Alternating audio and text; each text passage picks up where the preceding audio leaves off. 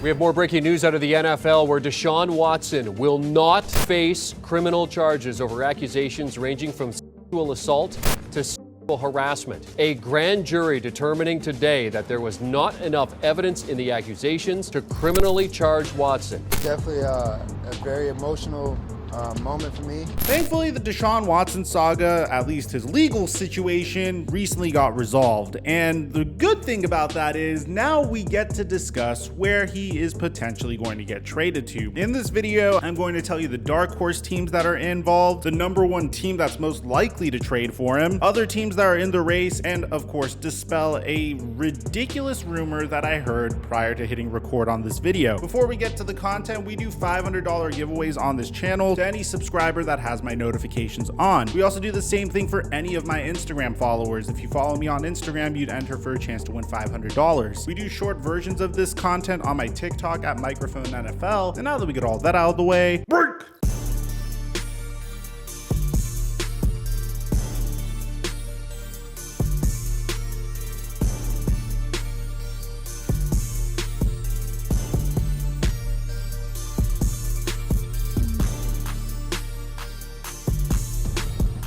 Mic check 1 2 1 2. What's going on, everybody? On Monday, there was a huge report that Deshaun Watson is expected to meet with the Carolina Panthers and New Orleans Saints and other teams in the next 48 hours. And initially, the number one comment I got on all my videos is, Mike, why not the Indianapolis Colts? Well, it's very important to know this, guys, just as a general rule in the NFL. Most of the time, unless if a player is absolutely washed, you won't ever see a star player get traded within the same division. The last time I could think of a starting QB that was traded within the same division was when the Philadelphia Eagles traded Donovan McNabb to the Washington Redskins at the time. And once he was traded there, it was very apparent why they traded him within the division. Donovan McNabb was a shell of his former self. He had a remarkable career with the Eagles, but he was really bad with the Redskins. So as a result, you're not going to see the Houston Texans trade a 26-year-old dominant quarterback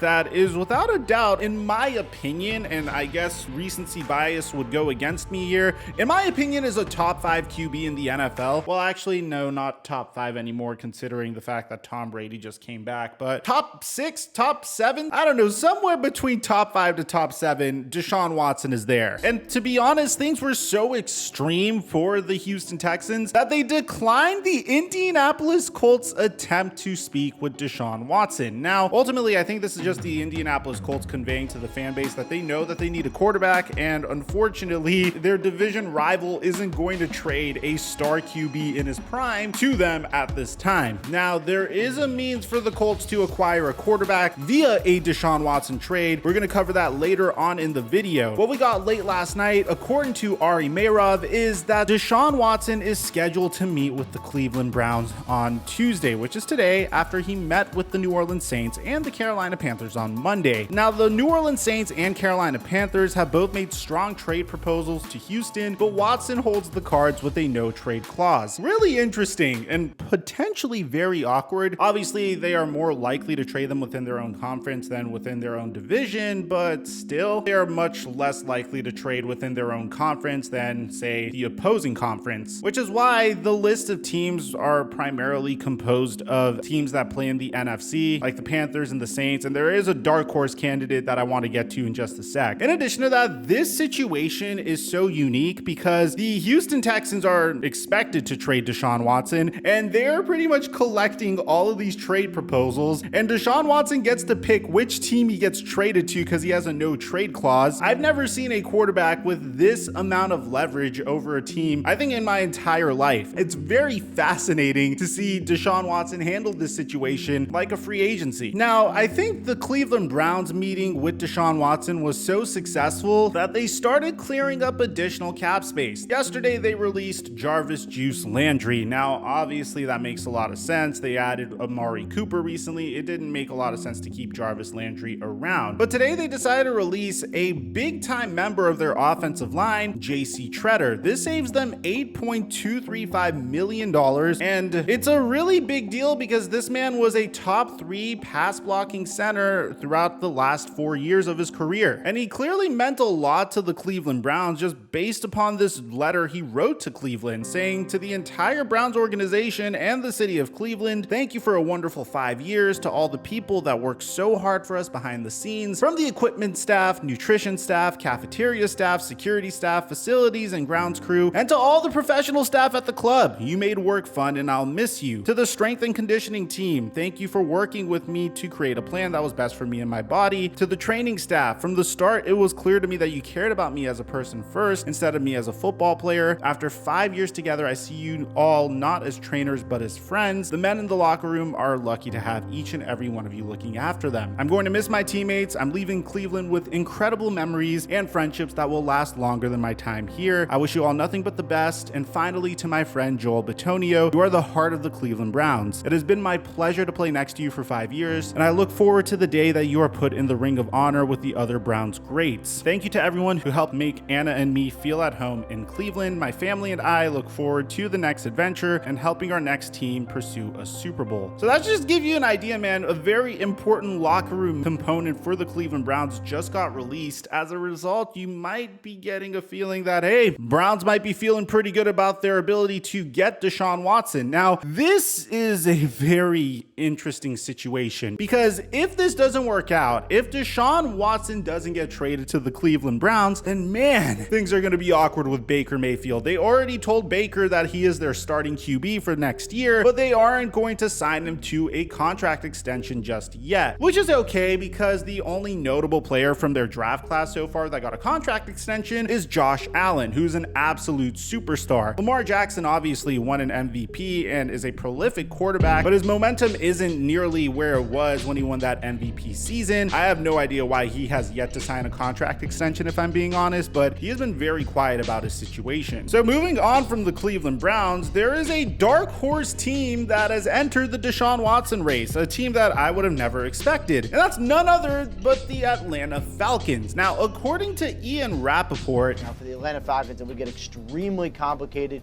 Trading Matt Ryan, a huge cap hit. They could do it. You can always do it, but certainly it becomes extremely complicated. But this is near Deshaun Watson's hometown, so at least it is something worth considering. I'm told a decision by tomorrow. the Falcons are a gigantic dark horse to pursue Deshaun Watson, and Adam Schefter agrees, saying that the Falcons have emerged as a sleeper team to acquire Texans quarterback Deshaun Watson. The Falcons joined the Panthers, Saints, and Browns as teams that have met with or are interested in trading for Watson. More to come on ESPN. This is hysterical. The entire NFC South saw that Tom Brady is returning from retirement and said, oh my God, we need a quarterback. and are all trying to pursue Deshaun Watson at this point. Now, what's interesting is what happens to Matt Ryan if Deshaun Watson gets traded to the Atlanta Falcons. Well, according to Albert Breer, if the Falcons were to land Deshaun Watson, it would open up former MVP Matt Ryan as an option for teams like the Colts to pursue, which adds another layer of intrigue to their interest. Now, I'm going to be honest, I don't think the Falcons are going to make it work out. They have $55 million in dead money. They're going to have to do some sort of salary cap gymnastics in order for this to work out, but it's a report nonetheless that I felt like I should bring to your attention. Then there was this very intriguing report from none other than Jordan Schultz. According to the Schultz report, and he even got Dove Kleiman to tweet this, the 49ers have a meeting with Deshaun Watson. So when I first looked into this, a part of me thought, okay, I can't blame them. It's not very often where a pure superstar quarterback makes it onto the market and you could trade for him in his prime. It's very, very rare for that to happen. I also thought this was a horrible look for Trey Lance if it was true. It means that the 49ers don't have much faith in Trey Lance next year. But as time went on, Peter Schrager denied it. Multiple other sources denied this was actually a thing, which makes me want to ask the question, is this report legitimately true and the 49ers just don't want anyone to know about it? Or is it Absolute BS and not true at all whatsoever. I'm leaning towards not true at all whatsoever because the 49ers don't necessarily have the greatest assets to go out and pursue Deshaun Watson. I guess if you offer Trey Lance and maybe Nick Bosa or one of your standouts on defense with some future first round picks, there might be a chance, but I honestly don't think there's much truth to this. The 49ers feel like they have someone in Trey Lance and they've been really invested all year long into developing him as a player. It wouldn't make much sense for them to pull pull the plug on Trey Lance now. Either way, Deshaun Watson's expected to make his decision tomorrow. Tomorrow's going to be a monumental day. We're going to finally get answers to the Deshaun Watson saga, and there is going to be a domino effect. Currently, the front runner to land him is the New Orleans Saints, who have kind of made their cap situation a little bit better, but it's still not a pretty situation at that. There is some stuff that they could do to clear up some cap space, like they can move on from players like Taysom Hill, and their future will look a lot better once Drew Brees' contract comes off of the books next year. But for this year, they can't really do much to juice up their team, and the fact that Sean Payton isn't there anymore is a little bit of a wild card in my opinion, because the culture might be a little bit different. Although Dennis Allen worked under Sean Payton all those years, I haven't really seen a coordinator successfully succeed a previous head coach in quite some time, or at least nothing is coming to me. Let me know in the comment section down below what you guys think about all this. Aside from that, I'm your boy Mike. I'm dropping our mic until our next upload.